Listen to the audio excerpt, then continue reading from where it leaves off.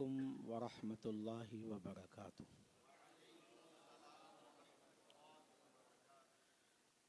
نحمده ونصلي ونسلم على رسوله الكريم، اما بعد فاعوذ بالله من الشیطان الرجیم، بسم اللہ الرحمن الرحیم۔ فَأَمَّا الْيَتِيمَ فَلَا تَقْهَرْ وَأَمَّا السَّائِلَ فَلَا تَنْهَرْ۔ صدق اللہ العظیم وصدق رسولہ النبی الکریم، وقال اللہ تبارک وتعالی فی شان حبیبہ، ان اللہ وملائکتہ یصلون علی النبی یا ایہا الذین آمنوا صلوا علیہ وسلموا تسلیما۔ اللہم صل وسلم علی سیدنا و مولانا محمد وعلی آل و اصحاب سیدنا و مولانا محمد، معدن الجود والکرم ومنبع العلم والحلم والحکم، وصلاة وسلاما دائما ابدا علیک یا سیدی یا رسول اللہ، وسلم علیک یا سیدی یا حبیب اللہ۔ حمد و صلات کے بعد سب سے پہلے اللہ رب العزت کی بارگاہ اقدس میں یہی عاجزانہ التجا اور دعا ہے کہ اللہ جل شانہ اپنے فضل و کرم سے اپنے حبیب مکرم صلی اللہ تعالی علیہ وآلہ وسلم کے صدقے میں اور حضور سیدی و مرشدی آقائی و مولائی محبوب العارفین حضرت قبلہ الحاج الحافظ قاری ممتاز احمد رحمانی چشتی صابری نظامی قادری قلندری نور اللہ مرقدہ العزیز اور اپنی بارگاہ کے دیگر نیک بندوں کے واسطے اور وسیلے سے ہم گناہگار بندوں کی اس ماہ رجب المرجب شریف کی اس مبارک شب جمعۃ المبارک میں اس بابرکت محفل میں عاجزانہ حاضری کو منظور و مقبول فرمائے، اور ایسا منظور و مقبول فرمائے کہ اس کی برکت سے اللہ کریم ہم سب کی، ہمارے والدین کی، ہمارے اہل و عیال، عزیز و اقارب، دوست احباب اور جملہ اہل ایمان کی کامل اور حتمی بخشش و مغفرت فرما دے، آمین ثم آمین۔ عزیزانی گرامی، آج ماہ رجب المرجب شریف کی چھٹی شب ہے، اور ماہ رجب المرجب شریف کی اس 6 تاریخ کو آپ سب جانتے ہیں خواجہ خواجگان والے ہندوستان عطائے رسول نائب رسول اللہ فی الہند حضرت خواجہ غریب نواز معین الدین چشتی اجمیری رحمۃ اللہ تعالی علیہ سے نسبت حاصل ہے۔ اسی مناسبت سے آج کی اس محفل میں، اس نشست میں ہم اپنے حضور سیدی مرشدی علیہ رحمہ کی نسبتوں کے سائے میں، کہ ہمیں اپنے شیخ کی نسبت سے خواجہ خواجگاں سے نسبت حاصل ہے، اپنے شیخ کی نسبت سے ہم چشتی ہیں، اور چشتی وہ خوش نصیب لوگ ہیں جو جنتی ہیں۔ یہ جملہ آپ نے سنا ہوگا کہ چشت اہل بہشت، چشت بہشت والے ہیں، چشتی جنت والے ہیں۔ کیوں کہا جاتا ہے؟ بھائی سلسلہ چشت سے تعلق رکھنے والوں کو چشت اہل بہشت کیوں کہتے ہیں؟ اس کا ایک پس منظر ہے، اس کی ایک توضیح ہے، وہ یہ ہے کہ ایک مرتبہ سرکار غریب نواز رحمۃ اللہ تعالی علیہ حرم کعبہ میں اللہ تبارک و تعالیٰ کی عبادت و بندگی میں مشغول تھے۔ راز و نیاز ہو رہے تھے کہ غیب سے آواز آئی، معین الدین حسن ہم تم سے خوش ہیں اور ہم نے تجھ کو بخش دیا، مانگ کیا مانگتا ہے؟ تو حضرت خواجہ غریب نواز علیہ الرحمہ نے اس وقت ہم غریبوں کے لیے کیا مانگا؟ عرض کی، اے پروردگار، میں تیری بارگاہ میں عرض گزار ہوں کہ میرے سلسلے میں داخل ہونے والے میرے تمام مریدوں کو جو تا قیام قیامت داخل ہو ان سب کو تو بخش دے۔ غیب سے ندا آئی کہ اے معین الدین حسن ہم نے تیری التجا کو قبول کیا اور تا قیامت آنے والے تیرے تمام مریدوں کو، تیرے مریدوں کے مریدوں کو ہم نے بخش دیا، مغفرت کا پروانہ عطا کر دیا۔ تو یہ ہے چشت اہل بہشت۔ خواجہ خواجگاہ فرماتے ہیں میں جنت میں اس وقت تک قدم نہیں رکھوں گا جب تک کہ اپنے مریدوں کو بخشوا نہ لوں۔ بھائی ہمیں تو ناز ہے اپنے خواجہ پر، اپنے غریب نواز پر، کہ جنہوں نے ہمیں یاد رکھا، اس سرزمین پر قدم رکھا اور اپنا فیض عام کیا۔ صدیاں گزر گئیں، صدیاں، کم و بیش یوں سمجھے یہ 1442 ہجری ہے اور 530 ہجری یا 537 ہجری یعنی 6 صدی ہجری کا وسط وہ خواجہ خواجگاہ کا سن پیدائش ہے اور آپ کا سن وصال 633 ہجری ہے۔ ویسے تو ولادت اور وصال کی تاریخوں میں سن میں اختلاف ہے، وصال کی تاریخ تو 6 رجب سب میں مشہور و معروف ہے، اس میں کوئی اختلاف نہیں، البتہ سن میں اختلاف ہے۔ لیکن ماہ و سال کے اعتبار سے بھی اگر دیکھیں تو آج صدیاں گزر گئیں، خواجہ خواجگاہ کو اس دنیا سے رخصت ہوئے، اس دنیا سے گئے ہوئے، پردہ کیے ہوئے، لیکن آج بھی خواجہ کے چاہنے والے موجود ہیں، آج بھی غریب نواز کے ماننے والے موجود ہیں۔ جوں جوں وقت گزر رہا ہے خواجہ خواجگاہ کا فیض بڑھتا ہی چلا جا رہا ہے، چشتیوں کا فیض بڑھتا ہی چلا جا رہا ہے۔ یہ کیا ہے؟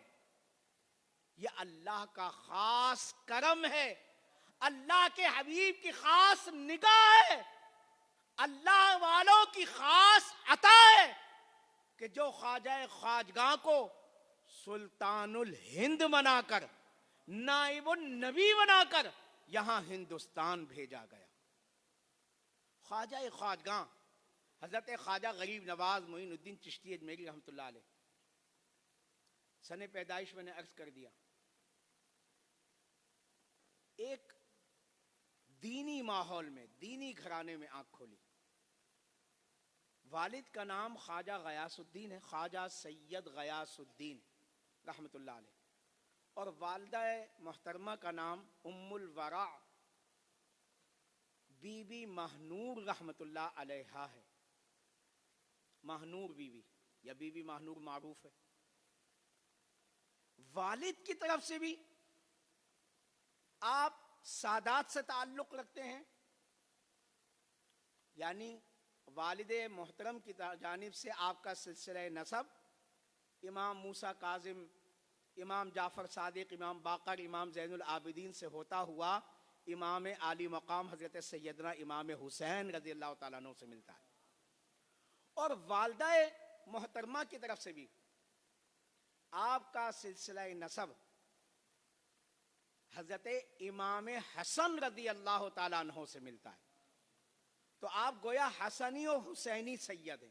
اس کے لیے ایک اصطلاح استعمال ہوتی ہے جو حسنی و حسینی سیدوں کہ نجیب الطرفین سید ہیں، یعنی دونوں جانب سے، والدہ کی جانب سے بھی اور والد کی جانب سے بھی آپ سادات گھرانے سے تعلق رکھتے ہیں، سید ہیں۔ اور بڑی خوبصورت بات آپ کی خدمت میں عرض کروں، شاید آپ میں سے بہت سارے لوگوں کو معلوم نہ ہو کہ حضور سیدنا غوث اعظم رضی اللہ تعالیٰ عنہ، آپ بھی نجیب الطرفین سید ہیں، تو جو حضور سیدنا غوث اعظم رضی اللہ تعالیٰ عنہ کے دادا ہیں، یعنی آپ کے والد گرامی تھے حضور سیدنا غوث اعظم رضی اللہ تعالیٰ عنہ کے سیدنا ابو صالح جنگی دوست، یہ نام تو آپ کو معلوم ہی ہے، بارہا سنتے ہیں آپ، ان کے جو والد تھے یعنی حضور سیدنا غوث پاک کے دادا، اور آپ کی والدہ محترمہ خواجہ خواجگان حضرت خواجہ غوی نواز علیہ رحمہ کی والدہ محترمہ بی بی ماہنور رحمۃ اللہ تعالی علیہا کے جو دادا تھے حضرت عبداللہ حنبلی رحمۃ اللہ علیہ ان کا نام تھا، یعنی بی بی ماہنور رحمۃ اللہ علیہ کے والد کا نام تھا سید داؤد، اور ان کے والد کا نام عبداللہ حنبلی رحمۃ اللہ تعالی علیہ، تو یہ دونوں جو حضرت بی بی ماہنور رحمۃ اللہ علیہ کے دادا اور حضرت سیدنا غوث پاک رضی اللہ تعالی عنہ کے دادا، یہ دونوں آپس میں رشتہ دار ہیں اور حقیقی بھائی ہیں۔ اس اعتبار سے حضرت خواجہ خواجگاں حضرت خواجہ غریب نواز رحمۃ اللہ علیہ کی جو والدہ ہیں، کہ جو والد تھے وہ حضرت سیدنا غوث اعظم رضی اللہ تعالیٰ عنہ کے جو والد تھے وہ ان کے بھائی تھے، تو اس اعتبار سے آپ ماموں ہوتے ہیں حضرت سیدنا غوث اعظم رضی اللہ تعالیٰ عنہ حضرت خواجہ خواجگاں رضی اللہ تعالیٰ عنہ کے ماموں ہوتے ہیں رشتے میں، اور حضرت خواجہ خواجگاں علیہ رحمہ کی سیرت طیبہ کا مطالعہ یہ بتاتا ہے کہ آپ کو حضرت سیدنا غوث اعظم رضی اللہ تعالیٰ عنہ کی صحبت میں جانے کا شرف بھی حاصل ہوا، آپ نے ان سے فیض حاصل کیا، یہ بھی آپ کے حالات میں ملتا ہے۔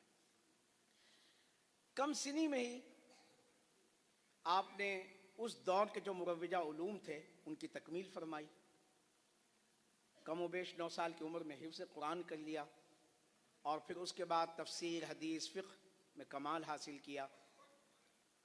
9 عمر ہی تھے، لڑکپن کا زمانہ تھا، عمر کم و بیش 14 برس کہ آپ کے والد گرامی کا وصال ہو گیا اور آپ یتیم ہو گئے۔ ورثے میں ترکے میں آپ کو ایک پنچکی اور باغ ملا، آپ کے والد تاجر تھے اور دولت مند تھے، صاحب ثروت تھے، اور وہ باغ اور وہ پنچکی جو آپ کو ترکے میں ملا وہ آپ کا ذریعہ معاش تھا، جو آپ اس باغ کی دیکھ بھال فرماتے تھے، اور جو آمدنی ہوتی تھی اس کو 2 حصوں میں تقسیم کر کے ایک حصہ جو اپنی والدہ کی خدمت میں گزر اوقات کے لیے گھریلو ضروریات کو پورا کرنے کے لیے پیش فرماتے، اور دوسرا حصہ غرباء میں فقراء میں تقسیم فرما دیتے۔ اب یہ جو غریب پروری ہے، یہ جو حضرت خواجہ خواجگاں علیہ رحمہ کی غریب نوازی ہے، یہ بچپن ہی سے ہے، یعنی آپ کی حیات طیبہ کے کئی واقعات اس بات پر دلالت کرتے ہیں کہ اللہ تبارک و تعالی نے آپ کو غریبوں کا ہمدرد و غمگسار بنایا تھا۔ چنانچہ ملتا ہے کہ آپ بچے ہی تھے، کم سن، کہ آپ باہر نکلتے، محلے کے دوستوں کو، اپنے ہم جولیوں کو، اپنے ہم عمر لڑکوں کو اپنے گھر لے آتے اور والدہ سے کھانا پکوا کر ان کی مہمان نوازی کرتے، ان کو کھانا کھلاتے۔ اسی طرح سے ایک مرتبہ عید کا موقع تھا اور آپ عیدگاہ تشریف لے جا رہے تھے، کم سنی کا عالم تھا، ایک مفلوک الحال بچے کو دیکھا، غریب بچے کو دیکھا، بوسیدہ پرانے کپڑوں میں روتے ہوئے پایا، تو سرکار دو عالم صلی اللہ علیہ وسلم کی سنت پر عمل کرتے ہوئے آپ نے اس کی غریب پروری فرمائی، اس کی دلجوئی فرمائی، اس کو اپنا لباس عطا کیا اور اس کو عید کی خوشیوں سے نوازا۔ یہ طویل واقعات ہیں، صرف ایک جھلک پیش کرتا ہوا آگے بڑھ رہا ہوں. جب اس باغ کی آپ دیکھ بھال کیا کرتے تھے، بچپن ہی سے ایک اچھا ماحول تھا، دینی ماحول تھا، بزرگوں کی خدمت. ایک دن اپنے باغ کی نگہبانی فرما رہے تھے کہ ایک بزرگ حضرت خواجہ ابراہیم قندوزی نامی مجذوب بزرگ آپ کے باغ میں تشریف لائے. آپ نے ان کو دیکھا تو آپ کی تربیت ایسی تھی کہ آپ نے ان کا استقبال کیا، سلام پیش کیا، ان کو ادب کے ساتھ، احترام کے ساتھ، محبت کے ساتھ بٹھایا، ان کی تواضع کی، اپنے باغ کے پھل پیش کیا، انگوروں کا خوشہ پیش کیا. اور یوں کہیے نبی مکرم صلی اللہ علیہ وسلم کی اس تعلیم کا نمونہ پیش کیا کہ سرکار دو عالم صلی اللہ علیہ وسلم نے فرمایا کہ جو اپنے بڑوں کا ادب نہ کرے اور اپنے چھوٹوں پر شفقت نہ کرے وہ ہم میں سے نہیں. لیکن سرکار غریب نواز علیہ رحمہ کی ساری حیات طیبہ اس بات پر دلالت کرتی ہے کہ آپ نے ہمیشہ بڑوں کا احترام بھی کیا اور چھوٹوں کے ساتھ شفقت کے ساتھ بھی پیش آئے. یہ واقعہ اس کی زندہ مثال ہے کہ بظاہر اس مجذوب بزرگ کا جو حلیہ تھا، جو وضاقتہ تھی، وہ ایسی نہیں تھی. یا پھر ان بزرگ نے جب آپ کی مہمان نوازی سے متاثر ہو کر آپ کو کچھ عطا فرمایا، وہ عطا کیا تھی کہ انہوں نے اپنے سامان میں سے، اپنی زنبیل میں سے یا تھیلے میں سے یا گدری میں سے، مختلف واقعات میں، کتابوں میں مختلف الفاظ ہیں. اور پھر یہ ہے کہ کسی میں کھل کا ٹکڑا، کسی میں روٹی کا ٹکڑا، اپنے منہ سے چبا کر، اپنے منہ میں چبا کر حضرت خواجہ غریب نواز علیہ رحمہ کو دیا جو اس وقت نوعمر تھے، اور کہا کہ یہ کھا لو. اب ہمارے جیسا کوئی ہوتا تو کراہت کرتا کہ نہیں کرتا کہ ایک بظاہر حلیہ سے، وضاقتہ سے، ایک عجیب و غریب کیفیت کا حامل شخص اور پھر ایک روکھی سوکھی روٹی کا ایک معمولی شے کا ٹکڑا وہ بھی اپنے منہ میں چبا کر کھانے کو کہہ رہا ہے. اور یہ عمل مہمان نوازی، ادب، احترام، تعظیم کے بعد ہے. لیکن خواجہ خواجگاہ کی قربان جائیے اور آپ کے والدین کریمین کی تعلیم و تربیت کے قربان جائیے کہ آپ نے بلا کراہت اس ٹکڑے کو لیا اور اپنے منہ میں رکھ لیا اور کھا لیا. آپ فرماتے ہیں کہ بس اس ٹکڑے کا کھانا تھا، میرے حلق سے نیچے اترنا تھا کہ میرے قلب کی دنیا بدل گئی. اس دنیا سے، اس دنیا کے مال و متاع سے میرا دل اچاٹ ہو گیا. سو میں نے اپنا سارا مال و اسباب، وہ پنچکی، وہ باغ جو ذریعہ معاش تھا، وہ سب راہ خدا میں قربان کر دیا، فقراء میں، غرباء میں تقسیم کر دیا، اور پھر اللہ کی راہ میں نکل گئے. مزید تحصیل علم کیا. اس وقت کے مرکز العلوم سمرقند، بخارا، بغداد اور دیگر شہروں کی راہ لی. اپنے وقت کے نامی گرامی علماء سے کسب فیض کیا، اور پھر جب علوم ظاہری کی تکمیل کر لی تو پھر شیخ کامل کی تلاش ہوئی. یہ بھی ہمارے بزرگوں کے جتنے بھی اولیاء کاملین ہیں، یہ ان کی سنت ہے، ان کا طریقہ ہے کہ انہوں نے علوم ظاہری کو بھی سیکھا، علوم شریعت کو بھی سیکھا، اور پھر علوم باطن کی جانب بھی متوجہ ہوئے، ریاضت و مجاہدات کی منازل بھی طے کی، اور کسی شیخ کامل کے دامن سے بھی وابستہ ہوئے. چنانچہ اسی تلاش حق میں آپ نیشا پور کے قصبے ہارون پہنچے، جس کو اکثر علماء یہ فرماتے ہیں، بتاتے ہیں کہ یہ ہرون ہے صحیح تلفظ اس کا، لیکن ہارون حضرت آپ کے جو پیر و مرشد ہیں حضرت خواجہ شیخ عثمان ہارونی یا حضرت خواجہ شیخ عثمان ہرونی رحمت اللہ تعالی علیہ کی خدمت میں پہنچے. اور بات وہی ہے کہ زمین تو زرخیز تھی ہی، آپ کا قلب تو پہلے ہی تیار تھا، بس نگاہ شیخ ملی اور آپ کے شیخ نے آپ کو منزل پر پہنچا دیا. لہذا تو مجاہدات کی ہے، نمازیں تعلیم ہوئی، اذکار تعلیم ہوئے. مختلف روایتوں میں مختلف باتیں ملتی ہیں کہ سورہ بقرہ بھی پڑھوائی، 1000 مرتبہ سورہ اخلاص کا بھی ورد کروایا، پھر 1000 مرتبہ سورہ اخلاص پڑھوائی، پھر دیگر اعمال، یہاں تک کہ پھر حضرت خواجہ شیخ عثمان ہارونی رحمۃ اللہ علیہ نے حضرت خواجہ خواجگاں سے ارشاد فرمایا کہ اے معین الدین، آسمان کی جانب نگاہ اٹھاؤ.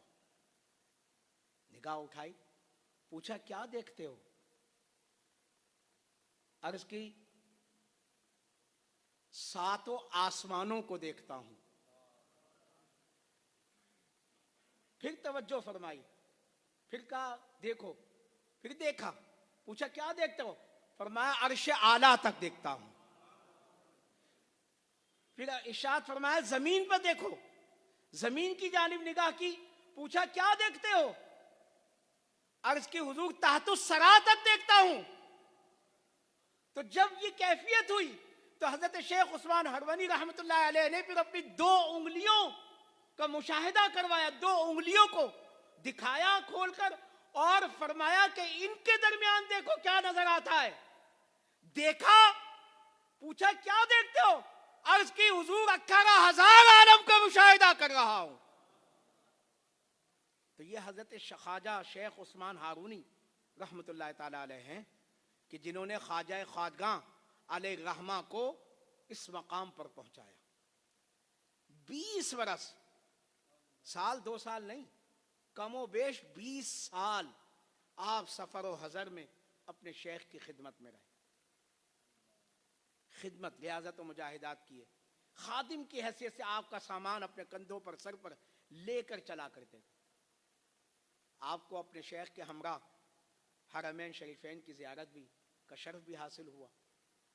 جب پہلی مرتبہ حرم شریف میں حاضر ہوئے تو خانہ کعبہ میں میزاب رحمت کے نیچے کھڑے ہو کر آپ کے شیخ نے آپ کو بارگاہ الہی میں پیش کیا. عرض کی حضور، اے رب العزت، اے رب کائنات، معین الدین حسن تیری بارگاہ میں پیش ہے، اس کو قبول فرما. غیب سے ندا آئی، ہم نے معین الدین حسن کو قبول کیا. پھر مدینہ منورہ میں روضہ اقدس صلی اللہ علیہ وسلم پر حاضری کروائی. اب یہ دیکھیے بڑی زبردست بات ہے، ایک ہوتا ہے اپنا جانا، ایک ہوتا ہے کسی کا لے جانا. ایک ہوتا ہے مرید کا خود جانا اور ایک ہوتا ہے شیخ کا لے جانا. ایک ہوتا ہے مرید کا خود سلام کرنا اور ایک ہوتا ہے شیخ کا سلام پیش کروانا. روضہ اقدس صلی اللہ علیہ وسلم پر حاضری دلوائی اور حکم دیا سلام پیش کرو. آپ نے سرکار دو عالم صلی اللہ علیہ وسلم کی خدمت میں سلام پیش کیا. روضہ انور سے آواز آئی، وعلیکم السلام یا قطب المشائخ. اور ایک روایت میں یہ بھی ہے کہ وعلیکم السلام یا قطب المشائخ بحر و بر، یعنی اے بحر و بر کے مشائخ کے قطب، تم پر بھی سلامتی ہو. تو جس کو روضہ اقدس سے سلام کا جواب مل جائے اس کے مقام و مرتبے کا عالم کیا ہوگا. تو پھر منازل طے ہوتی رہی. ایک سیاحت کا ایک طویل دور ہے جو خواجہ خواجگاں کی حیات طیبہ کا حصہ ہے. پھر ایک دن خواب میں سرکار دو عالم صلی اللہ علیہ وسلم کی زیارت ہوئی اور آپ کو ہندوستان جانے کا حکم ہوا، سلطان الہند بنا کر. اور سرکار دو عالم صلی اللہ علیہ وسلم نے اپنا نائب بنا کر، یہ جو ہم کہتے ہیں نا نائب رسول اللہ فی الہند، ہند میں رسول اللہ کے نائب. بھائی اس سے پہلے بزرگ اور بھی آئے تھے ہندوستان میں. داتا گنج بخش رحمۃ اللہ علیہ، کون اسلام سے واقف نہیں ہے؟ بہت پہلے کا زمانہ ہے، خواجہ خواجگاں سے پہلے کا. اور بھی کئی بزرگ ہیں، صحابیوں کے حوالے سے بھی ہے کہ نبی کریم صلی اللہ علیہ وسلم کے دامن فیض و کرم سے وابستہ شخصیات بھی آئیں. لیکن سرکار دو عالم صلی اللہ علیہ وسلم نے اس سے پہلے جتنے بھی بزرگ آئے، مشائخ آئے، وہ کسی نہ کسی ایک قصبے، ایک علاقے کے لیے ولایت کا تاج پہن کر آئے، لیکن سرکار دو عالم صلی اللہ علیہ وسلم نے خواجہ خواجگاہ کو پورے ہند کا سلطان بنا کر بھیجا، سلطان الہند بنا کر بھیجا، پورے ہند کی ولایت عطا فرمائی۔ تو یہ آپ کا اعزاز ہے، آپ کا منصب ہے۔ آپ سب جانتے ہیں، مختصر کرتا ہوں، سب سے پہلے لاہور بھی تشریف لائے، حضرت داتا گنج بخش رحمۃ اللہ تعالی علیہ کے مزار مبارک پر حاضری کا شرف حاصل کیا، چلہ کش ہوئے۔ اب مختلف روایتیں ہیں، بعض نے کہا جی 40 دن قیام کیا، چلہ کیا، بعض نے کہا جی 30 دن، 60 دن، 2 مہینے تقریباً کم و بیش قیام کیا۔ بہرحال ایک معقول عرصہ ہے، شب و روز اللہ کی عبادت کی، اور پھر جانے لگے۔ بعض واقعات میں یہ بھی بات نظر آئی کہ آپ کو اتنے دن وہاں رہتے ہوئے ہو گئے، لیکن صاحب مزار سے کوئی فیض، کوئی برکت حاصل نہیں ہوئی، تو آپ مایوس ہو کر جانے لگے۔ تو جس شب ارادہ کیا کہ بھائی میں کل یہاں سے چلا، اسی شب صاحب مزار حضرت داتا گنج بخش رحمۃ اللہ علیہ کی زیارت ہو گئی، اور انہوں نے کہا بس جانے کا ارادہ کریں کہ جی حضور جا رہا ہوں۔ کہلیں بھائی آئے اور بس یوں ہی جا رہے ہیں؟ کہلیں ہاں ظاہری بات ہے، اتنے دن ہو گئے۔ تو حضرت داتا گنج بخش رحمۃ اللہ علیہ نے یہ ارشاد فرمایا کہ بھئی اگر ہم تمہیں پہلے عطا کر دیتے تھے تو تم پہلے چلے جاتے، ہم نے چاہا کہ تم یہاں زیادہ دن ٹھہرو۔ پھر جو انہوں نے عطاؤں سے نوازا ہے، اپنی نوازشات سے نوازا ہے خواجہ خواجگاہ کو، تو حضرت خواجہ غریب نواز معین الدین چشتی اجمیری علیہ الرحمہ نے برملا یہ کہا کہ گنج بخش فیض عالم مظہر نور خدا، ناقصارا پیر کامل کاملارا رہنما۔ یہ مشہور زمانہ شعر ہے کہ خواجہ خواجگاہ کو جب حضور داتا گنج بخش علیہ الرحمہ کی بارگاہ سے جو فیض عطا ہوا، جو خزانے عطا ہوئے، جو انوار و تجلیات عطا ہوئی، ان کے حصول کے بعد آپ نے برملا حضرت داتا گنج بخش رحمت اللہ تعالی علیہ کی تعریف میں، ان کی مدح میں یہ شعر کہا، آج زبان زد عام ہے۔ پھر وہاں سے آپ مختلف شہروں سے ہوتے ہوئے اجمیر شریف پہنچے۔ اجمیر شریف پہنچے، سب سے پہلے شہر سے باہر کہتے ہیں قیام کیا۔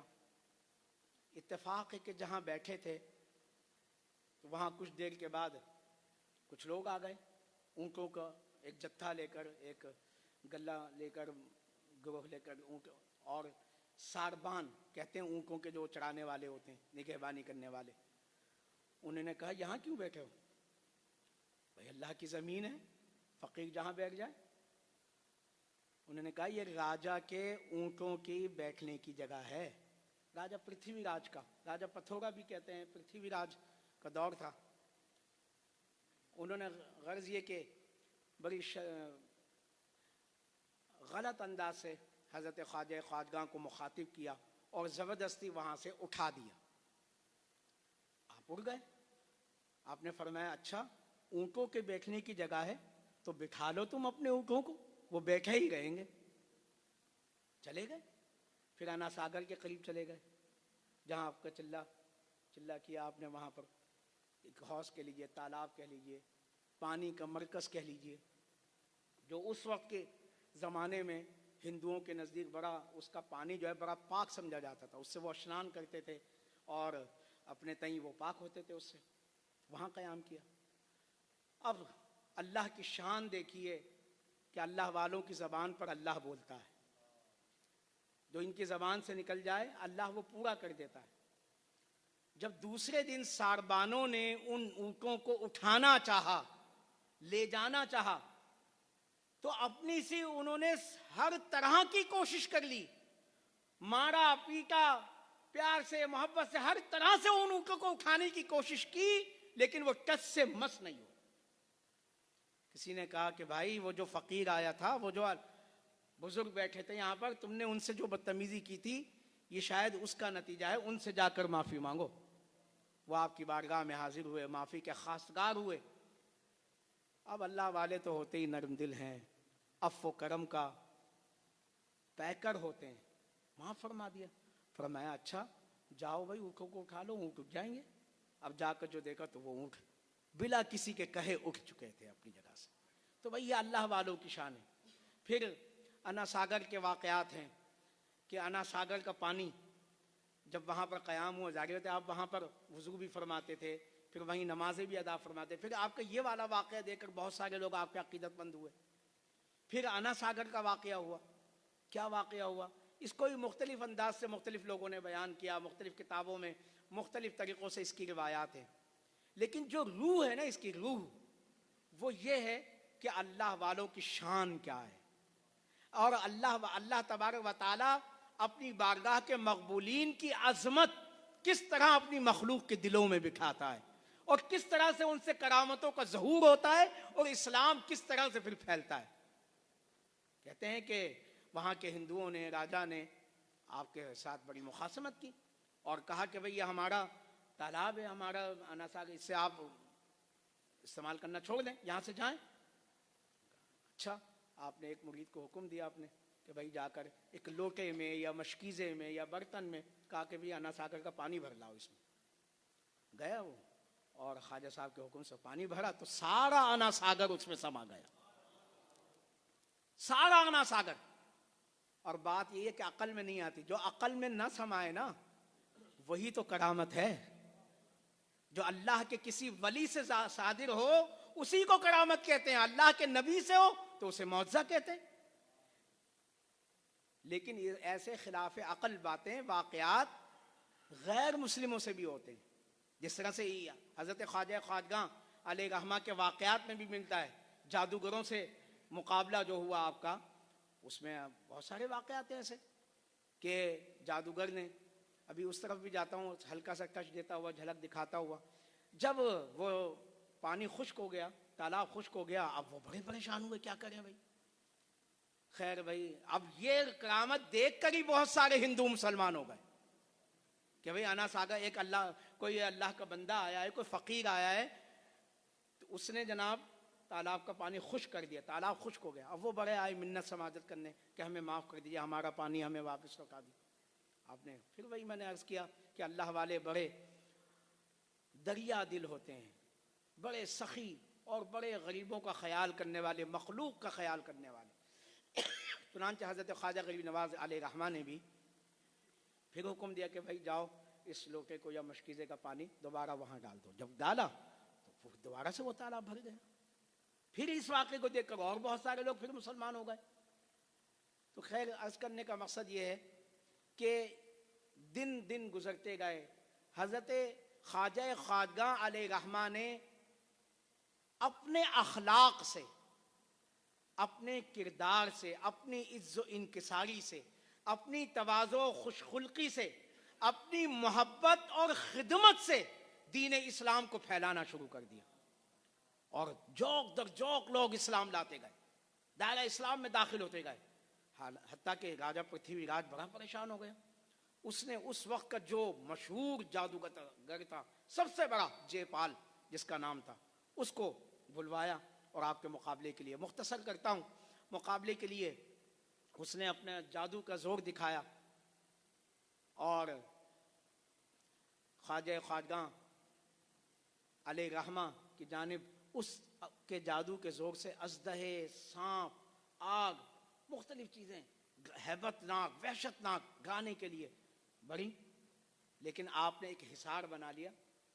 آپ اور آپ کے جتنے بھی مریدین تھے جو اس وقت موجود تھے وہ سب اس حصار میں موجود رہے، اور کوئی نقصان نہیں پہنچا سکا اس جے پال کا جادو، یا اس کے وہ سانپ، وہ اژدہے، وہ ہیبت ناک یا وحشت ناک، کوئی نقصان نہیں پہنچا سکے۔ بس اس دائرے تک جائیں اور پھر مٹی کا ڈھیر بن جائیں۔ یہاں تک کہ پھر اس نے، آپ بارہا سنتے ہیں یہ والی بات، یہ والا واقعہ، تو جب بھی خواجہ خواجگاں کا ذکر آتا ہے کہ پھر وہ جو بڑا جادوگر جے پال تھا وہ ہوا میں اڑنے لگا۔ اب دیکھیے نا یہ ہوا میں اڑنا، یہ بھی تو خلاف عقل ہے نا بھائی، ایک انسان ہوا میں اڑنے لگے یا پانی پہ چلنے لگے۔ تو جب کسی غیر مسلم سے اس طرح کا کوئی خلاف عقل واقعہ صادر ہو اسے کہتے ہیں استدراج اصطلاح میں، اور کسی اللہ والے سے ہو، اہل ایمان سے ہو، تو اسے کرامت کہتے ہیں۔ اب یہ استدراج یعنی اس کا مطلب یہ ہوا کہ اگر اللہ کی کوئی بھی مخلوق یعنی کوئی بھی انسان کسی بھی مذہب کا پیروکار یا کسی بھی مذہب کا عالم اگر ریاضت و مجاہدہ کرے، اپنے نفس کو مٹائے، تو وہ ایسے کمالات حاصل کر لیتا ہے کہ جس کو دیکھ کر دنیا دنگ رہ جاتی ہے اور مغروب ہو جاتی ہے۔ لیکن اللہ والوں کی شان اس سے کہیں عرفہ والا ہے۔ جب وہ ہوا میں اڑنے لگا تو خواجہ خواجہ نے کیا کیا؟ بھائی سادہ لباس تھے، سادہ لباس پہنتے تھے، ٹوپی پہنتے تھے، پاؤں میں لکڑی کی چپل کھڑاؤں جس کو کہتے ہیں وہ پہنتے تھے۔ آج کے زمانے میں جو وارثی فقراء ہوتے ہیں، سلسلہ وارثیہ سے تعلق رکھنے والے، وہ بھی اب سب لوگ نہیں پہنتے، ورنہ پہلے سارے ہی احرام پوش فقراء پہنا کرتے تھے۔ ہمارے والد صاحب نے بھی ساری زندگی کھڑاؤں کا استعمال کیا، تو وہ پہنا کرتے تھے۔ آپ نے اپنی کھڑاؤں ہوا میں اچھال دی۔ اب خود نہیں بلکہ خواجہ خواجگاہ کی کھڑاؤں ہوا میں اڑ رہی ہیں، وہ جادوگر ہوا میں اڑ رہا ہے، یہ کھڑاؤں ہوا میں اڑتی ہوئی اس کے سر پر پہنچی ہے اور سر پر برسنے لگی۔ اتنی برسی اتنی چپتیں ماری کہ اس کو نیچے زمین پر آنا ہی پڑا۔ زمین پر آ گیا، قدموں میں گرا، معافی کا خواستگار ہوا اور مسلمان ہو گیا۔ تو بھائی یہ وہ واقعات ہیں، وہ کرامتیں ہیں، یا پھر وہ خواجہ خواجگاہ کا اخلاق ہے کہ جس کی بدولت ہندوستان میں اسلام پھیلا۔ اور یہ تعداد آپ سنتے ہیں، کتابوں میں موجود ہے، علماء بیان کرتے ہیں کہ آپ کی تبلیغ سے، آپ نے جو وقت یہاں گزارا اس سے کم و بیش 90 لاکھ یا 95 لاکھ لوگوں نے اسلام قبول کیا۔ یعنی تو کفر و شرک کا گڑھ تھا نا، یہ کفرستان تھا۔ یعنی اگر بڑے صغیر پاک و ہند میں رہنے والے اپنی نسلوں پر غور کریں گے تو جو ہندوستان میں رہے ہیں، جو ہندوستان سے باہر سے آئے ہیں ہجرت کر کے، عرب سے آئے یا دیگر بڑے اعظموں سے آئے، ان کو ہٹا کر جتنے لوگ یہاں پر ہیں وہ سب کے سب ان کی نسلیں یا ان کے آباء و اجداد وہ خواجہ خواجگاہ علیہ رحمہ کی تبلیغ کی بدولت مشرف اسلام ہوئے ہیں، دائرہ اسلام میں داخل ہوئے ہیں، وہ ہمارے محسن ہیں۔ وائسرائے لارڈ کرزن، یہ جو خواجہ خواجگاہ علیہ رحمہ کی تبلیغ سے اتنے لوگ مسلمان ہوئے، بڑی خوبصورت بات ہے یہ۔ چلتے چلتے بس آخر میں یہ بات عرض کر کے اجازت چاہوں گا۔ جب انگریزوں کا دور تھا یہاں پر اور وہ یہاں حکومت کرتے رہے، تو وائسرائے لارڈ کرزن جب یہاں سے گیا واپس، تو عموماً جو ہیں ان کی عادت ہوتی ہے وہ اپنی آپ بیتی لکھتے ہیں، واقعات لکھتے ہیں اپنی زندگی کے۔ اس نے بھی لکھے، تو اس نے یہ لکھا ایک بڑا زبردست جملہ کہ میں ہندوستان میں رہا، میں نے دیکھا کہ ہندوستان پر کوئی سلطان نہیں، کوئی بادشاہ نہیں، ایک قبر حکومت کر رہی ہے، اور وہ حضرت خواجہ غریب نواز کی قبر ہے۔ کہ اگر ایک اور معین الدین اس بڑے صغیر پاک و ہند میں آ جاتا تو آج کوئی ہندو نہ ہوتا، سارے مسلمان ہی مسلمان ہوتے۔